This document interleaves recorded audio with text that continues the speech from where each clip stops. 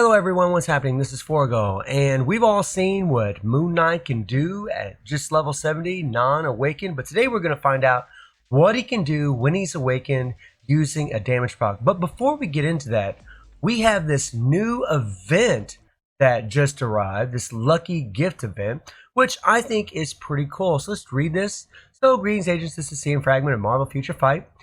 Agents, it is time to enjoy the arrival of autumn and receive various items in Marvel Future Fight. Log into the game and receive a lucky gift. You can instantly obtain daily rewards such as crystals, which is nice, and various other items, and accumulated participation rewards such as Awaken ISO 8s and many other premium items. And then they show down here, you got the lucky gift event here. I'm just going to skip down here. And you see all the rewards that you can get.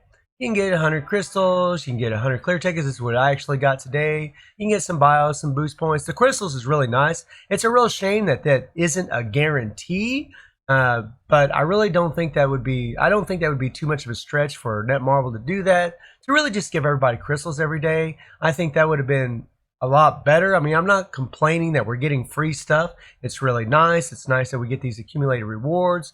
It's nice. But I think that would have been a lot better. I mean, I don't think it really would have hurt them to get 50 crystals a day for this event. But the way you do it is you click on the lucky gift event here, redirect to banner link. And you're just going to click on right here. I've already done it, and I actually got 100 clear tickets. And this is what you're going to do every single day. And then it resets every reset. Pretty cool. And then you got the accumulated participate rewards, bonus rewards. And right now I can claim this energy. You'll be able to claim the bios and so on and so on. And then finally we'll be able to get this awakened ISO. So that's pretty cool. It's a random ISO, so you're not guaranteed to get the one you probably want or need. But still, it's nice. It's definitely better than nothing. It's a pretty cool little event. But I really wish they would just give like 50 crystals a day guaranteed. That would have been freaking insane. We would have all been flipping out and loving the hell out of that. But it's still something. It's still better than nothing. Now let's take a look at Moon Knight. So today we're going to awaken this guy. We're going to see what he can do. So we're going to end up using 240 CCF. And we're going to use 1,000 Mandalay gems, 350 crystals. Let's do this. Very nice. And I just wanted to share all this with you. Very cool. Very cool. Yeah. Yeah. And when you transcend his potential, so we're going to have to take all of his gears to 25. Let's go ahead and do that.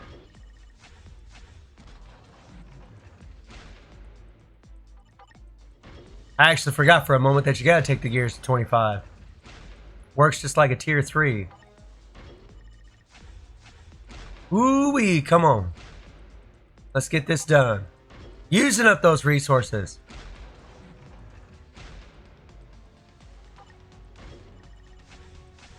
Oof. Oof.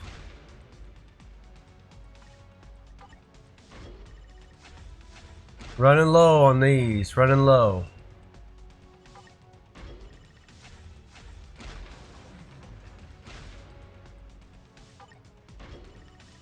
Come on. Let's do it. Let's do it. I'm surprised they didn't put this on auto, you know, where you click on it, it just goes up from 20 to 20 to level 25 automatically. I'm surprised they didn't do that. Ooh, 18 upgrades. Oh my god. That just sucks. Draining me of my resources. Okay. So you can see the difference here. The physical attack's going to go up by 5,000. Energy attack's not really that important. He's a physical attacking character. And his HP is going to go up by 11,000.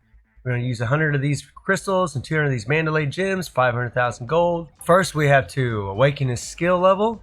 Let's go ahead and do this real quick. Woof. Woof. Man, see, you use all these red crystals, and then you're going to use all those red crystals again for the transcend. Oh my god. Whew.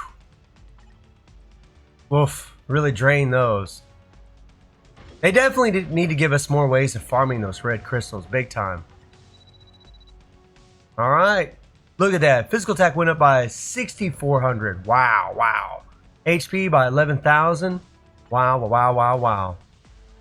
And we're just going to run with the same build. So now he has 29,800 physical attack. All the other stats are exactly the same as they were. I'm not going to change the build at all.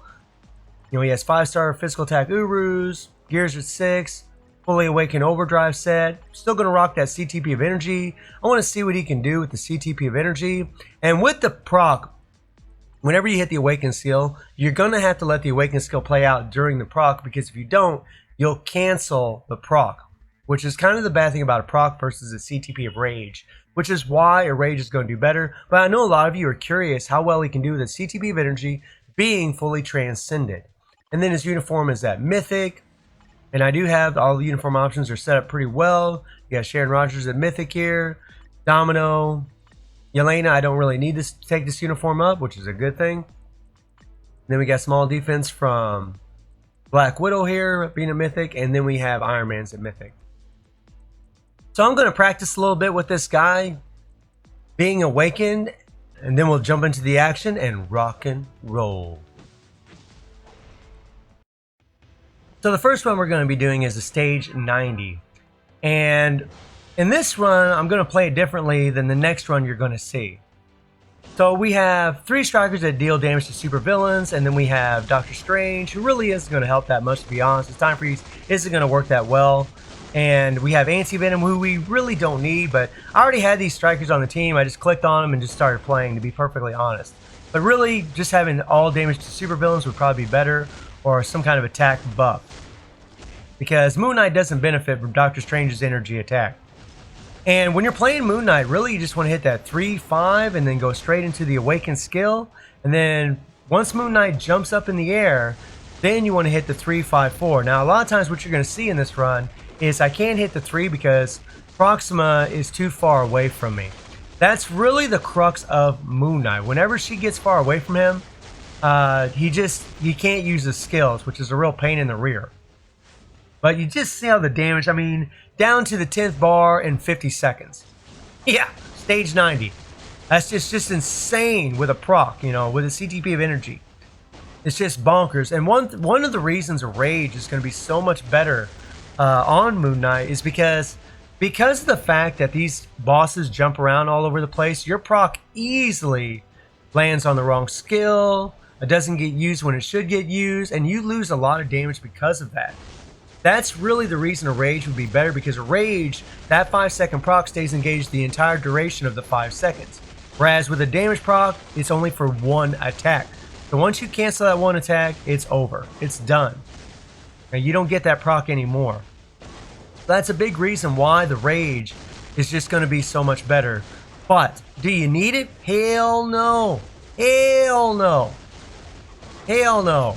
This is stage 90 with a CTP of energy, and something you just might have noticed is the purple showed up and we were easily able to switch our character, and that's because he has immunity to guard break in his kit.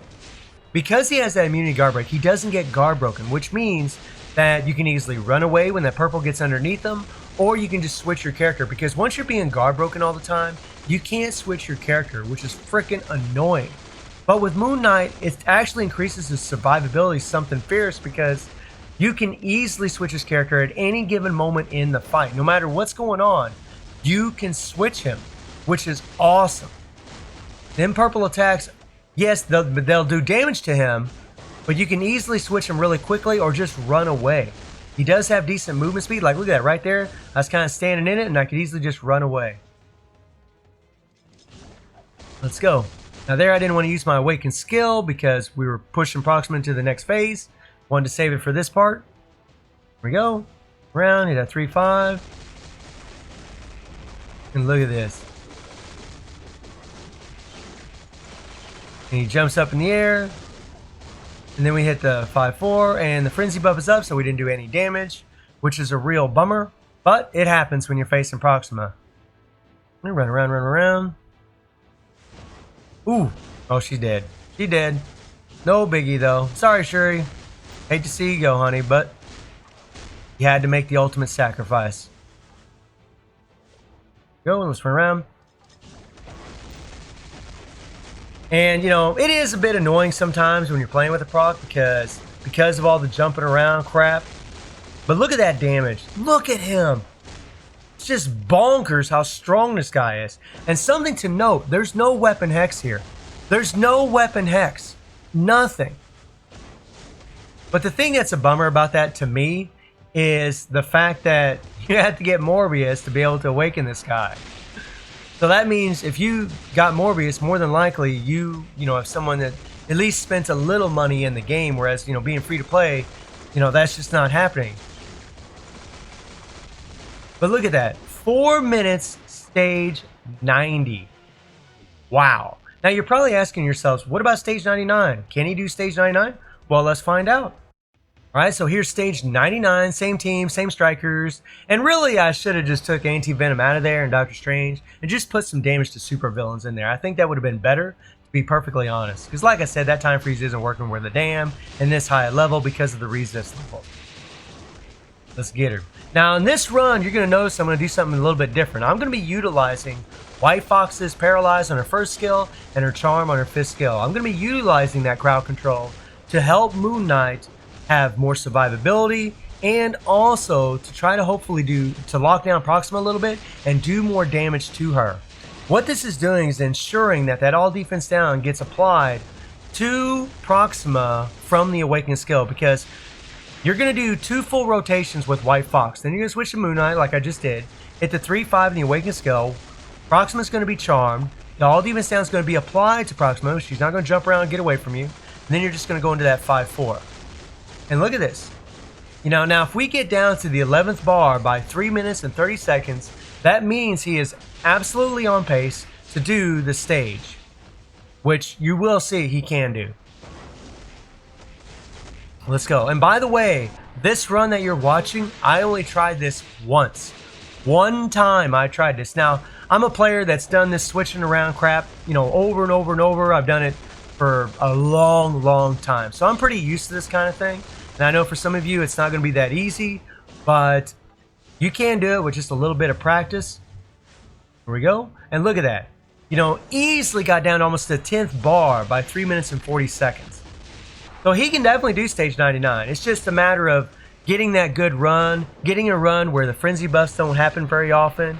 And so far we're doing amazing. We're doing wonderful. We're definitely on pace to do this. Let's go. All right, and you really want to pay attention to that proc timer. When that proc timer runs out, you want to make sure you're hitting your 5 and your 4.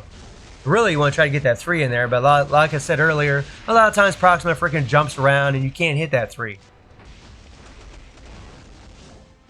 Okay, here we go. And charm old girl. Boom. 3-5, and then the awakened skill. I mean, it's just insane. It's insane. And if I would have had more time to practice, I probably could have done even better. Now see there, you just noticed Moon Knight was in the purple. No big deal. We can switch our character because he has that immunity guard break. He's not getting guard broken. I freaking love it. I mean, really, for this method, the switching around between White Fox and him, it just works out like a champ. And by the way, when you're in this highest stage, his raw damage isn't going to be that good. You need that all defense down applied from his awakened skill that lasts just for that 10 seconds.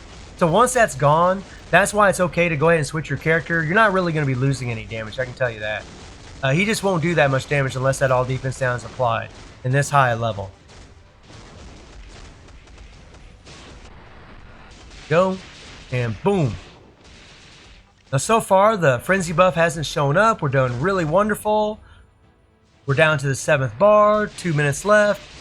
Ooh, and there we got guard broken, which actually hurt us a little bit on our time. Frickin' Proxima. That's alright. And boom, now our awakening skill's gonna be ready. Let's get her.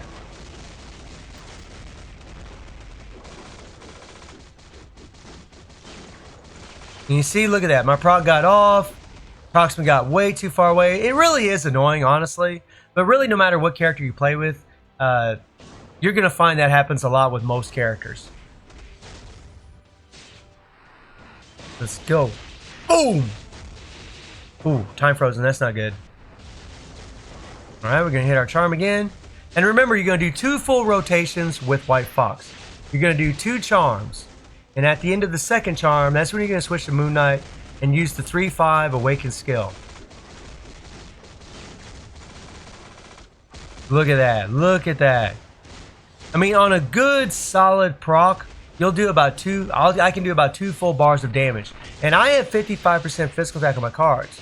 You know, players that have that 70% or more, oh my god. I mean, they're going to plow through this. They're going to plow through this. I mean, we're doing wonderful. Well, actually, we're actually running a little bit behind right now. We were doing wonderful, but, you know, Proxima jumping around, Prox getting missing. If I would, like I said, if I would have played this, you know, more than just one time, I probably could definitely get the clear. But you can see we're so close, it's not even funny. I mean, look at this. Look at this. My first try trying this. Here we go. And boom. Let's get her. And now I'm waiting for the damn awakened skill.